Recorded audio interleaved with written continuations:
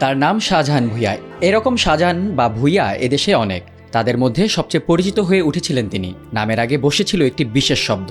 সাধারণে তিনি পরিচিত ছিলেন জল্লাদ শাহজাহান নামে। সোমবার দুপুরে ঢাকার শহীদ সোহরাওয়ার্দী মেডিকেল কলেজ হাসপাতালে চিকিৎসাধীন অবস্থায় তার মৃত্যু হয়। বছরখানেক আগে জেলখানা থেকে মুক্তির পর থেকে শাহজাহান ঢাকার কাছে হেমায়েতপুরে থাকতেন। রোববার রাতে বুকে ব্যথা শুরু হলে সোহরাওয়ার্দী হাসপাতালে ভর্তি করা হয়।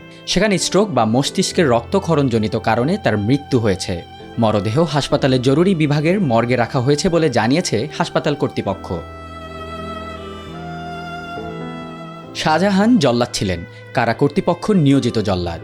জাতির জনক বঙ্গবন্ধু শেখ মুজিবুর রহমানকে সপরিবারে হত্যা মামলার মৃত্যুদণ্ডপ্রাপ্ত 6 আসামির মৃত্যুদণ্ড কার্যকর হয়েছে তার হাত ধরে। এছাড়া 4 যুদ্ধাপরাধী সিদ্দিকুল ইসলাম কথিত বাংলা ভাইসহ 2 জেএমবি, কুখ্যাত সন্ত্রাসী এরশাদ শিকদার সহ 60 জনের ফাঁসির আদেশ জল্লাদ হিসেবে কার্যকর করেন শাহজাহান।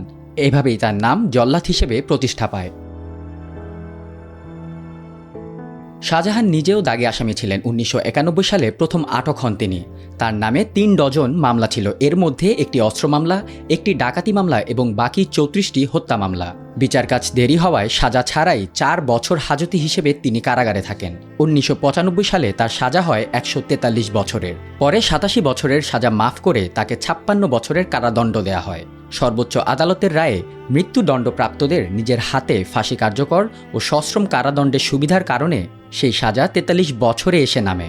এরপর 2টি মামলায় 5,000 টাকা করে 10,000 টাকা জরিমানা অনাদায়ে 6 মাস করে অতিরিক্ত 1 বছর জেল খেটে গত বছরের 18 জুন ঢাকা কেন্দ্রীয় কারাগার থেকে মুক্তি পান জল্লাদ শাহজাহান।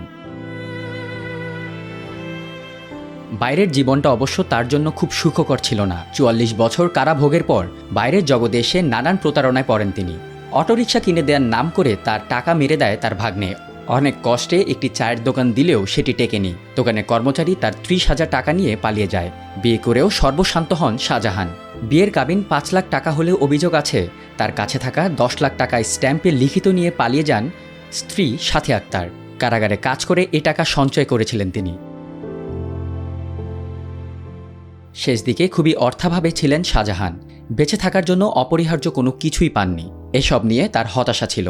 হতাশ কণ্ঠে তিনি বলেছিলেন, কারাগারের বাইরের জীবন এত জটিল কেন? জীবন এত কঠিন হবে জানলে কারাগারেই থেকে যেতাম।